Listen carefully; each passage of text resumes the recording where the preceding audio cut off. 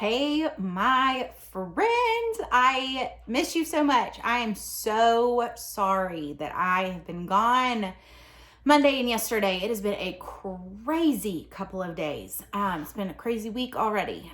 So I apologize for missing you the last 2 days and missing being on here. Because we didn't start a Junie B. Jones book this week, I have a couple of read alouds. I was actually able to go to our classroom today, and I got a couple of things from our classroom so that we can start some really good online learning. So I got lots of fun things coming up to be able to teach some good math lessons and some good reading and language lessons. So anyways, I was able to go and see our classroom. Everything's still looking great. Everything is still in place, just waiting for you whenever all this stuff lifts. But anyways, I was able to get a couple of read alouds, just some, short little storybooks. So we'll just do this Wednesday, Thursday, Friday. I am so looking forward to seeing some of you tonight at 6:30. So make sure you tune in to our Zoom call. We've got that at 6:30 this evening for our friends that have not been able to join us for our lunchtime Zooms. So hopefully this will give some other friends the opportunity to be able to hop on if maybe their parents work during the day, something like that. So anyways, it's just been a crazy few days. Been doing a lot, been working really hard, trying to get some stuff just ready for us to go so that we can really start transitioning to teaching and to you seeing me teach, just kind of like how we used to do in the classroom. So be prepared for that. I'm excited for it. I think it's really going to get us in a good routine and kind of get us going. So anyways, today we're going to read Cloudy with a Chance of Meatballs just because it's been cloudy the last few days. And I'm going to be very honest with you. The cloudiness has had me in a not very good mood.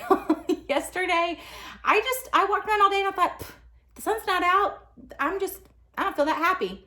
But I was reminded that we choose our joy, right? And we choose the moods that we're in, even on the days that we don't want to. So I had to really check myself, and I had to still make good choices, and I still had to choose a positive attitude, and I still had to choose to be kind to everybody in my family, even though I didn't want to, even though it was cloudy. So we're gonna read Cloudy with a Chance of Meatballs. I just thought that it was appropriate given the weather that we've had the last few days. And we'll read 2 more fun stories tomorrow and Friday, and then we'll jump back in with Junie B on Monday, okay? All right, Cloudy with a Chance of Meatballs, written by Judy Barrett and drawn by Ron Barrett. I want you to stop and think. If they have the same last name, you hear Judy, we know that that's a girl's name, Ron is a boy's name, and if their last name's Barrett, do you think maybe they're brother and sister? Do you think maybe they're husband and wife? Do you think there's some relation? I would assume and predict maybe there's some relation. Okay, make sure you can see it, okay? We were all sitting around the big kitchen table. It was Saturday morning, pancake morning. Mom was squeezing oranges for juice. Henry and I were betting on how many pancakes we each could eat. And Grandpa was doing the flipping. Seconds later, something flew through the air, headed toward the kitchen ceiling, and landed right on Henry. After we realized that the flying object was only a pancake, we all laughed, even Grandpa. Breakfast continued quite uneventfully. All the other pancakes landed in the pan, and all of them were eaten, even the one that landed on Henry.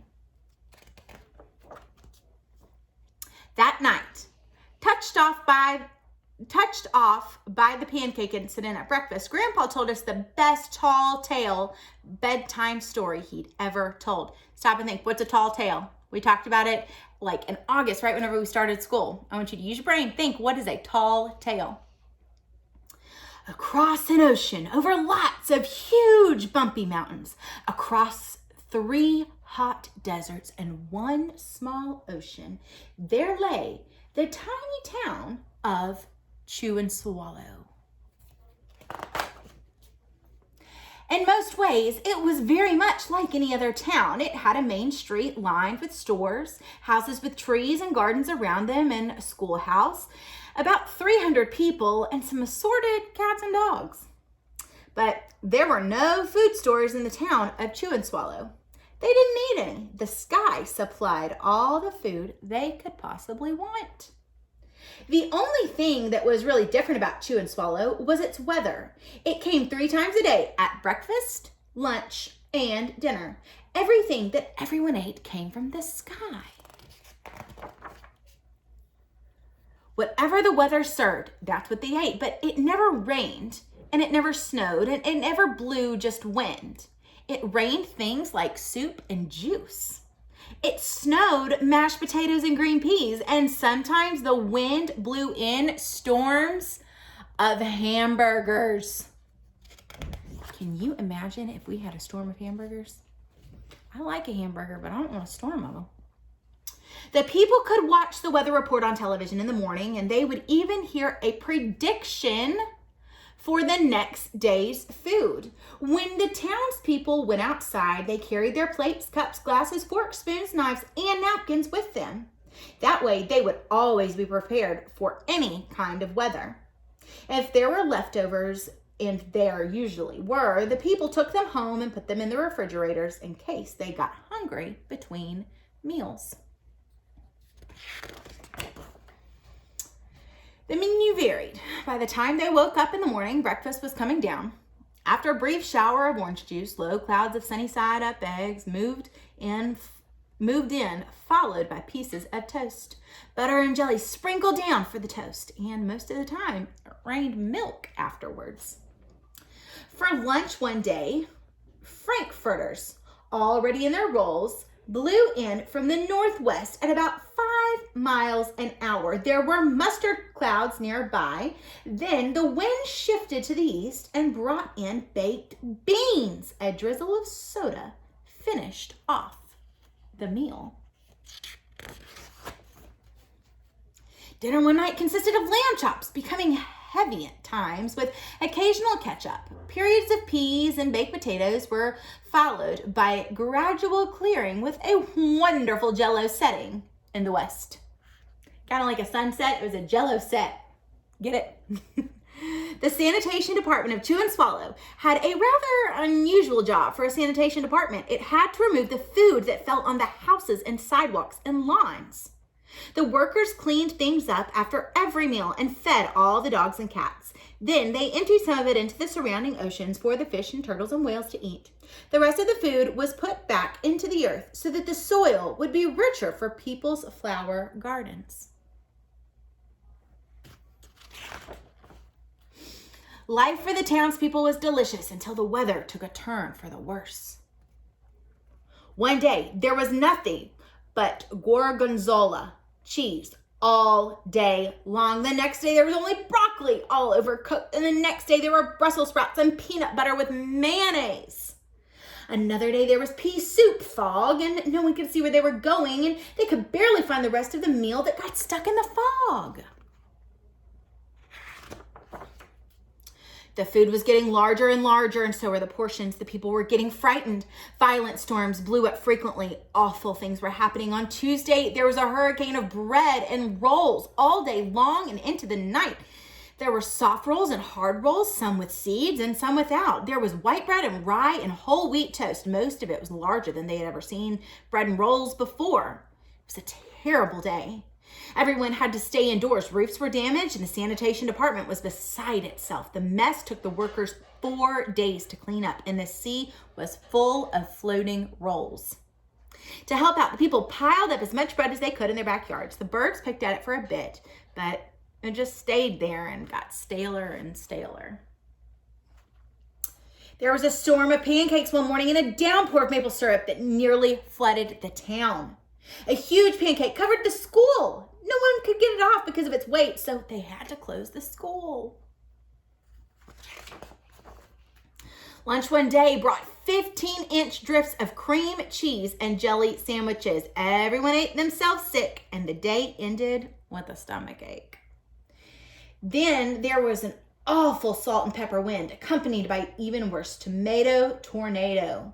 People were sneezing themselves silly and running to avoid the tomatoes.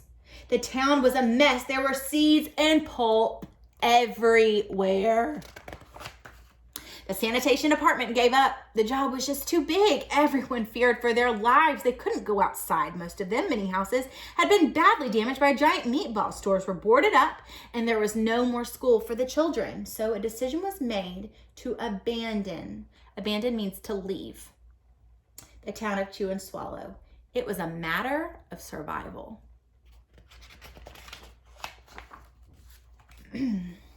The people glued together the giant pieces of stale bread sandwich style with peanut butter, took the absolute necessities with them, and set sail on their rafts to a new land. What is that raft made of? Is that the craziest raft you've ever seen?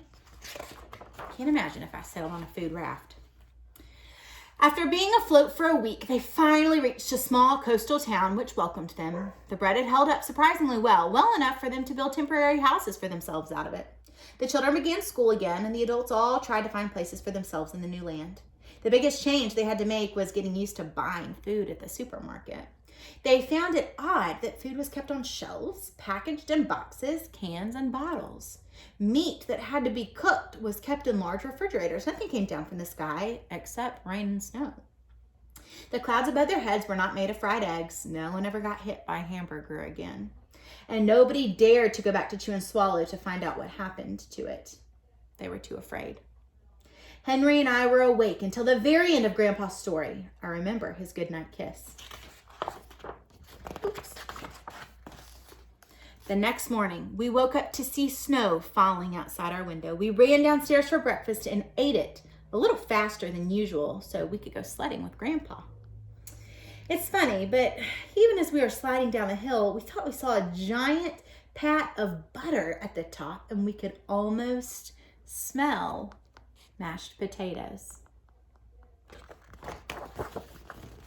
The end. All right, well, that was a really good story. Kind of sounds like the time we're living in today, huh? Not having school. Well, we've got school, but you know what I mean. Not going to a school building. But anyways, Tall Tale, so cute, funny story. Again, that was Cloudy with Chance Meatballs. I think they made a movie out of it. I don't know if that's on, I don't think it's on Netflix, but we'll see. I can look it up for you. Really looking forward to seeing you tonight. Cannot wait. I miss you so much. I love you. I'm thinking about you and I'm praying for you. I pray for you every morning. I think that's it. We'll talk soon. I'll see you soon.